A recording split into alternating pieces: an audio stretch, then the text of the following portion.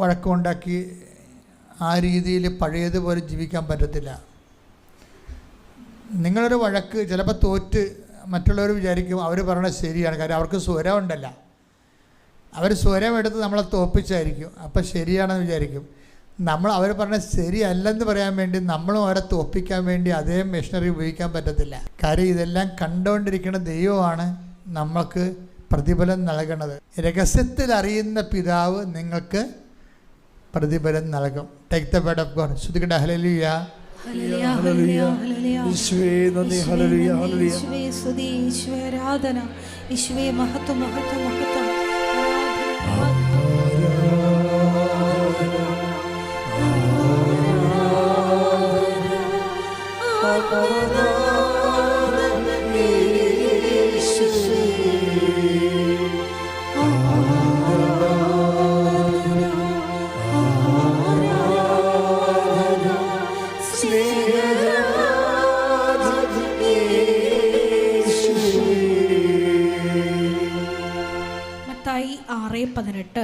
മത്തായി 6:18 രഹസ്യങ്ങൾ അറിയുന്ന പിതാവ് നിനക്ക് പ്രതിഫലം നൽകും. അപ്പം ദൈവത്തിന് നിനക്ക് മാത്രം അറിയാവുന്ന കുറേ രഹസ്യങ്ങൾ മറ്റുള്ളവർക്ക് അറിയത്തില്ലത്. നിങ്ങൾ റീൽസും സ്ക്രോൾ ചെയ്തുകൊണ്ടിരുന്നാൽ ജീവിതത്തിൽ ഒരിടത്തും എത്താൻ പോകുന്നില്ല. വിജയിച്ച ഏതെങ്കിലും വ്യക്തി ഇങ്ങനെ സമയം കളയുന്നത് നിങ്ങൾ കണ്ടിട്ടുണ്ടോ? ഇല്ലല്ലോ. അവർ എപ്പോഴും പുതിയ സ്കിൽസ് പഠിച്ചുകൊണ്ടിരിക്കും. നിങ്ങൾക്ക് നിങ്ങളുടെ കരിയറിൽ മുന്നേറണമെന്നുണ്ടെങ്കിൽ ഇപ്പോൾ തന്നെ ഫോൺ എടുത്ത് സൂപ്പർനോവ AI ഡൗൺലോഡ് ചെയ്ത് നിങ്ങളുടെ ഇംഗ്ലീഷ് സ്പീക്കിംഗ് മെച്ചപ്പെടുത്തും. നോക്കൂ, ഈ കാലത്ത് വലിയ ഡിഗ്രിയേക്കാൾ ഇമ്പോർട്ടൻ്റ് ആണ് ഇംഗ്ലീഷ് കോൺഫിഡൻ്റ് ആയി സംസാരിക്കാൻ അറിയുക എന്നത്. നമ്മളിൽ പലരും വീഡിയോസ് കണ്ടാണ് പഠിക്കാൻ ശ്രമിക്കുന്നത്. പക്ഷേ സംസാരിക്കാൻ പഠിക്കണമെങ്കിൽ ആരുടെയെങ്കിലും കൂടെ സംസാരിക്കുക തന്നെ വേണം. അതുകൊണ്ടാണ് സ്പോക്കൺ ഇംഗ്ലീഷ് പഠിക്കാനുള്ള ഏറ്റവും ഫാസ്റ്റ് വഴി സൂപ്പർനോവ AI ആണെന്ന് പറയുന്നത്. ഇവിടെ നിങ്ങൾക്കൊരു AI ടീച്ചറിന്റെ കൂടെ സംസാരിച്ച് പ്രാക്ടീസ് ചെയ്യാം. അവർ മലയാളത്തിൽ തന്നെ നിങ്ങളെ സഹായിക്കും. അതുകൊണ്ട് എല്ലാം മനസ്സിലാക്കാൻ വളരെ എളുപ്പമായിരിക്കും. നിങ്ങൾ ദിവസവും 10 മുതൽ 15 മിനിറ്റ്സ് വരെ പ്രാക്ടീസ് ചെയ്യുക. 30 ദിവസത്തിനുള്ളിൽ നിങ്ങളുടെ സ്പീക്കിംഗ് കോൺഫിഡൻസ് ഇംപ്രൂവ് ആകും. വിശ്വസിക്കാൻ പറ്റുന്നില്ലല്ലേ? പക്ഷേ 50 ലക്ഷത്തിലധികം പേർ സൂപ്പർനോവ AI വഴി ഇംഗ്ലീഷ് സംസാരിക്കാൻ പഠിച്ചുകൊണ്ടിരിക്കുകയാണ്. ഇപ്പോൾ തന്നെ വെറും 9 രൂപയ്ക്ക് സൂപ്പർനോവ AI സ്പോക്കൺ ഇംഗ്ലീഷ് പഠിച്ചു തുടങ്ങും, ജീവിതത്തിൽ മുന്നേറും. അതുകൊണ്ട് 2026 നിങ്ങൾ ജീവിതത്തിൽ ഇപ്പോൾ ഇരിക്കുന്ന അതേ അവസ്ഥയിൽ തന്നെ ഇരിക്കാനാണ് ആഗ്രഹമെങ്കിൽ റീൽ സ്ക്രോൾ ചെയ്തിരുന്നോളൂ.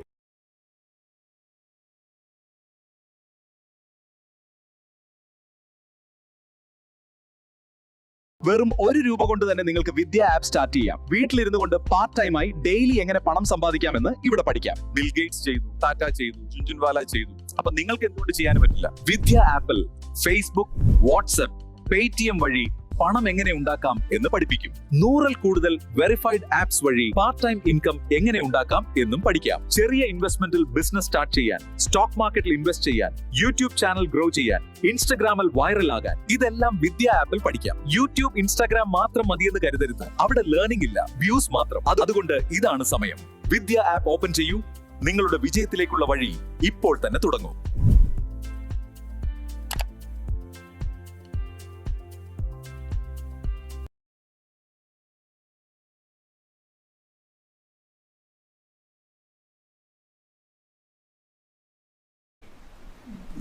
അപ്പോൾ ചിലപ്പോൾ ദൈവത്തിന് വേണ്ടി നീ തോറ്റു കൊടുത്തതായിരിക്കാം. ഉടമ്പടിയിലെ വിശുദ്ധിയോടെ നിലനിൽക്കാൻ വേണ്ടി നീ അംഗീകരിച്ച് കൊടുത്തതായിരിക്കും. അപ്പോൾ രഹസ്യത്തിൽ അറിയുന്ന പിതാവ് നിനക്ക് പ്രതിഫലം നൽകും. അപ്പോൾ അത് നിൻ്റെ വിശ്വാസത്തിൻ്റെ വിഷയമായിട്ട് ദൈവം ഏറ്റെടുക്കുകയും. പിന്നെ എപ്പോഴും നമ്മൾ പ്രാർത്ഥിക്കേണ്ടത്, കേസുകളൊക്കെ ഉണ്ടാകുന്നത് ദുരിതമാണ്. ശരിക്കും കേസുകൾ ഉണ്ടാകുന്നത് ദുരിതമാണ്. അങ്ങനൊരു വാക്ക് ബൈബിളിലുണ്ട്, അല്ലേ? നിങ്ങളുടെ ഇടയിൽ തർക്കങ്ങൾ ഉണ്ടാകരുത്, വിജാതിയരുടെ കോടതിയിൽ നിങ്ങളുടെ വിഷയം തീരുമാനിക്കാൻ ഇടവരരുത്. Take the word of God. ശ്രുതിക്കട്ടെ ഹല്ലേലൂയ.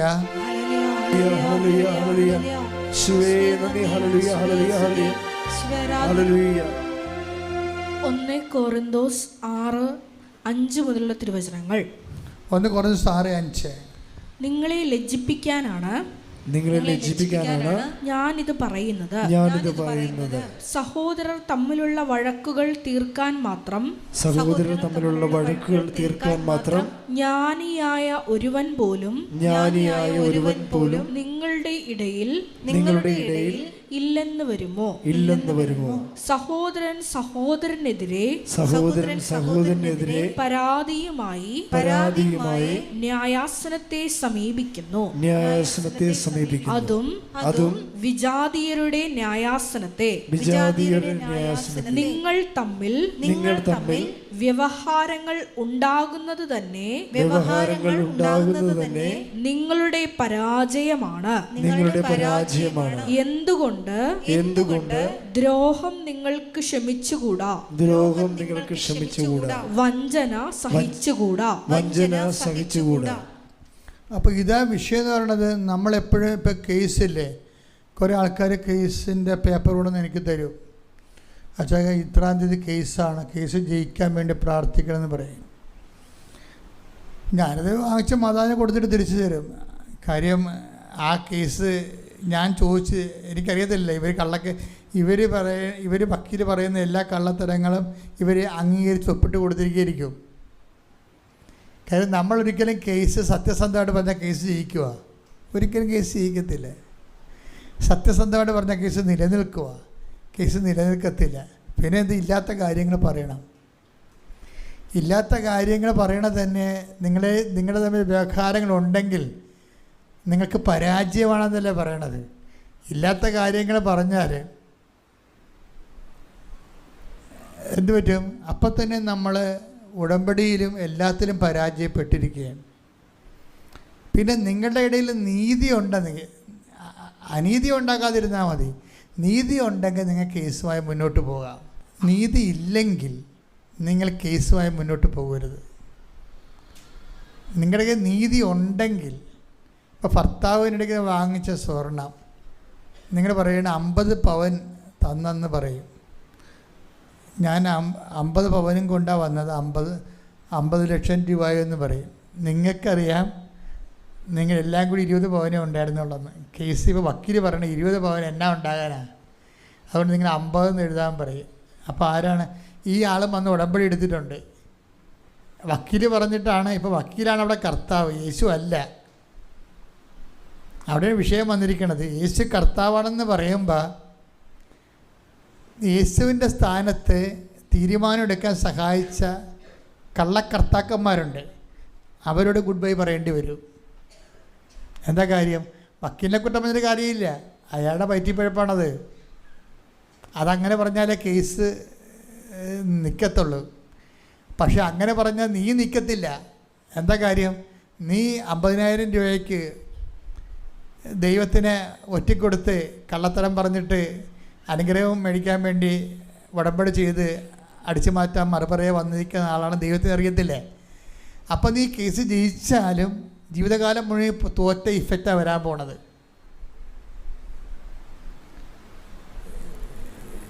ജീവിതകാലം മുഴുവനും. അതുകൊണ്ടാണ് ഈശോ പറഞ്ഞത്, മക്കളെ പ്രലോഭനങ്ങളിൽ ഉൾപ്പെടുത്തരുത് എന്ന് പ്രാർത്ഥിക്കാൻ, ഉണർന്നിരുന്ന് പ്രാർത്ഥിക്കാൻ.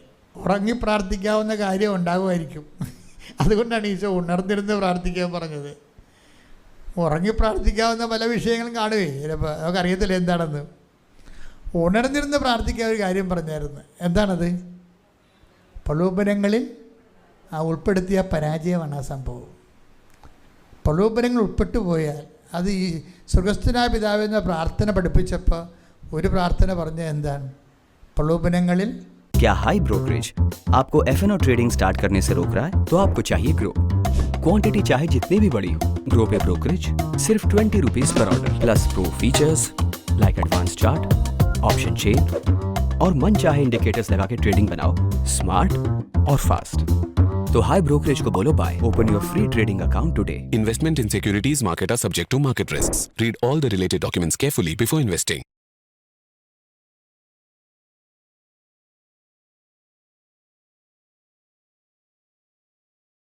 Keep your glow warm and your routine effortless. Beauty and personal care essentials delivered in just 10 minutes on Instamart.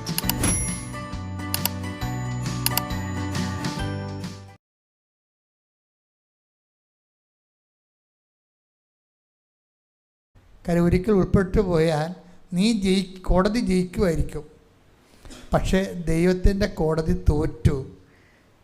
Certificate വരുമ്പോൾ തോറ്റതായിട്ടാണ് വരണത്. എല്ലായിടത്തും ജയിച്ച് വന്നാൽ 2ാം ക്ലാസ്സിലും 3ാം ക്ലാസ്സിലും ജയിച്ചു, 10ാം ക്ലാസ്സിൽ തോറ്റെന്ന് പറഞ്ഞിട്ട് എന്നത്തിനാണ് സർട്ടിഫിക്കറ്റ്? 2ാം ക്ലാസ്സിലും 3ാം ക്ലാസ്സിലും 5ാം ക്ലാസ്സിലൊക്കെ ജയിച്ചു, കൊച്ചു കള്ളങ്ങളും തിരിമറികളൊക്കെ പറഞ്ഞ് ജയിച്ചു. 10ാം ക്ലാസ് ദൈവത്തിൻ്റെ കോടതി വന്നപ്പോൾ തോറ്റുപോയി. 10ാം ക്ലാസ്സിൽ തോറ്റു. അപ്പോൾ തീർന്നില്ല പരിപാടി. ഇത്രയും നാൾ ജയിച്ചത് വെള്ളത്തിലായില്ലേ? അതുകൊണ്ടാണ് ഈശോ പറഞ്ഞത് പ്രലോഭനത്തിൽ ഉൾപ്പെടുത്തരുത്. പ്രൊട്ടക്ഷൻ പ്രെയറാണ്. കാര്യം ഒരു മനുഷ്യനെ പ്രാർത്ഥനാ ജീവിതം പരിക്കില്ലാതെ കൊണ്ടുപോകണമെങ്കിൽ ഒന്നാമത്തെ പ്രീ റിക്വസ്റ്റാണ് എന്താണ്? പ്രലോഭനങ്ങളിൽ ഉൾപ്പെടുത്തരുത്. എനിക്ക് കാലഘട്ടത്തെ ഭയങ്കര ഇഷ്ടമാണ്. അച്ഛനെയും കന്യാസ്ത്രീനെയും ബിഷപ്പിനെയും എല്ലാം പൊതുജനം ആവശ്യമുള്ളതും ഇല്ലാത്തതൊക്കെ ആക്ഷേപിച്ചുകൊണ്ട് ജനങ്ങളുടെ ആധ്യാത്മിക ധാർമ്മികതയ്ക്കെതിരെ കലാപക്കൊടി ഉയർത്തിക്കൊണ്ട് വൈദികർ തന്നെ സഭയ്ക്കെതിരെ തിരിയുന്ന ഒരു കാലഘട്ടമാണ്. അതിൻ്റെ ഒരു ഗുണം എന്താണെന്നറിയാമോ? ഈ വൈദികരും സിസ്റ്റേഴ്സും തന്നെ സഭയ്ക്കെതിരെ തിരിയുന്നത് കണ്ടാൽ സാത്താൻ അവരെ കൃത്യമായിട്ട് ഉപയോഗിക്കുകയല്ലേ. അപ്പോൾ അത് വിശ്വസിച്ചുകൊണ്ട് കുറേ കയ്യാലപ്പുറത്തെ തേങ്ങ അതിനാൽ മാറിക്കിട്ടും. എന്താ കാര്യം? ഈ അച്ഛനിലും കന്യാസ്ത്രീയിലും മക്ക് മാത്രം വിശ്വസിച്ചുകൊണ്ട് ജീവിച്ചിരുന്ന ഒരു തലമുറയില്ലേ, ആ സാധനം വൈപ്പ് ഔട്ട് ചെയ്ത് കിട്ടും. ആരല്ലേ വിശ്വസിക്കേണ്ടത്? അതൊക്കെ മനുഷ്യന്മാർ ചിലപ്പോൾ ശരിയുമാകും തെറ്റുമാകും. ശരി തെറ്റാണെന്ന് കേസിൽ കുറ്റവാമുക്തനാക്കിയ ആൾക്കാരെ വീണ്ടും കുറ്റവാളിയാക്കാൻ വേണ്ടി സഭയുടെ ഉള്ള ആൾക്കാർ തന്നെ ശ്രമിക്കുമ്പോൾ ആ അരൂപി നീതിയുടെ ആണെന്ന് പറയുമെന്നുണ്ടെങ്കിലും ഫലത്തിൽ സഭയെ ഡാമേജ് ചെയ്യുന്ന കാരണം സഭയെ ഡാമേജ് ചെയ്തുകൊണ്ടാലും ഒരു നീതി ഉണ്ടാക്കണം. ആർക്ക് വേണ്ടിയാണ്? അവർക്ക് വേണ്ടിയല്ലേ, സഭയ്ക്ക് വേണ്ടിയല്ലല്ല. അപ്പോൾ അങ്ങനെയുള്ളൊരു സാഹചര്യത്തിൽ ഇത് ശരിയായിരിക്കാൻ ചിലപ്പോഴെന്ന് പറഞ്ഞുകൊണ്ട് കുറേ ആൾക്കാർ പ്രാർത്ഥിക്കാതിരിക്കും. അങ്ങനെ ഇരിക്കുന്ന ആൾക്കാരുടെ എണ്ണം കൂടണം. എന്താ കാര്യം? ഇവർ ഉണ്ടായിട്ട് ഇല്ലെങ്കിലും കാര്യമൊന്നുമില്ല. അവർക്ക് ചെറിയ പ്രശ്നങ്ങൾ മതി സഭയിൽ അവിശ്വാസം തോന്നാൻ. പക്ഷേ യഥാർത്ഥ വിശ്വാസി യേശുക്രിസ്തുവിൽ വിശ്വസിച്ചുകൊണ്ട് ഈ കാലം നിങ്ങൾക്ക് സാക്ഷ്യം വഹിക്കാനുള്ള അവസരമായിരിക്കും. കൈയടിച്ച് ശ്രദ്ധിക്കട്ടെ. Take the word of God. ഹല്ലേലൂയ. ഹല്ലേലൂയ, ഹല്ലേലൂയ, ഹല്ലേലൂയ, ഹല്ലേലൂയ. യേശുവേ നന്ദി. ഹല്ലേലൂയ, ഹല്ലേലൂയ. യേശുവേ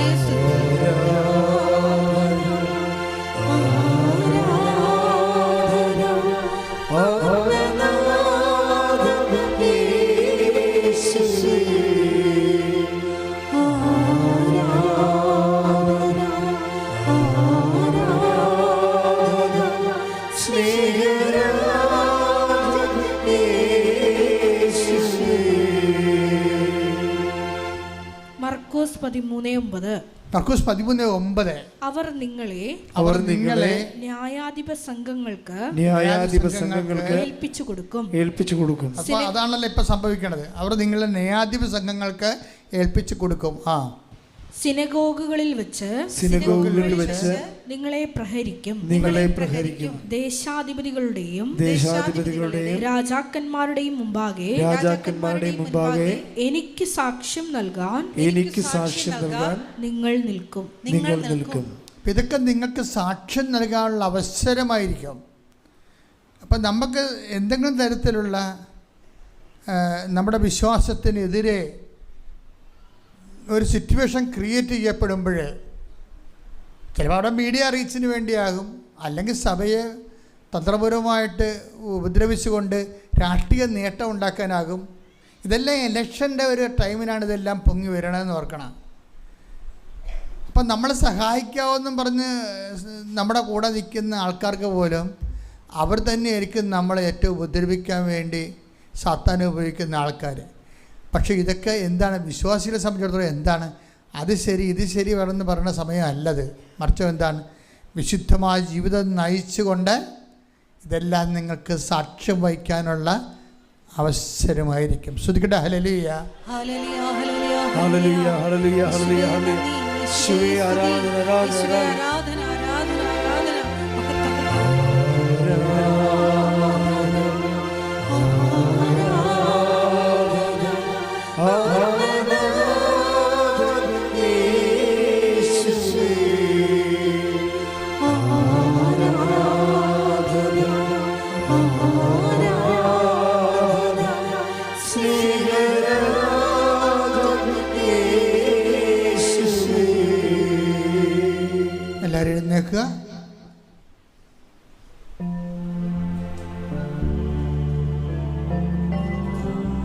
വ്യക്തിപരമായ പ്രാർത്ഥനകളുടെയും ജീവിത സമർപ്പണ പ്രാർത്ഥനകളുടെയും സമയമാണ്. Let's put fun in funds. Open free DMAT account with Angel One. Investments in securities market are subject to market risks. Read all the related documents carefully before investing.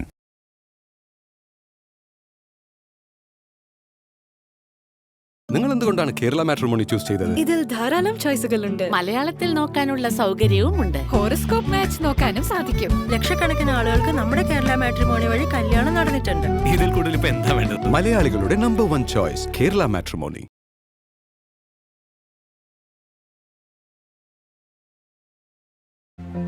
Sister Jomol ഇപ്പോൾ പ്രാർത്ഥിക്കും.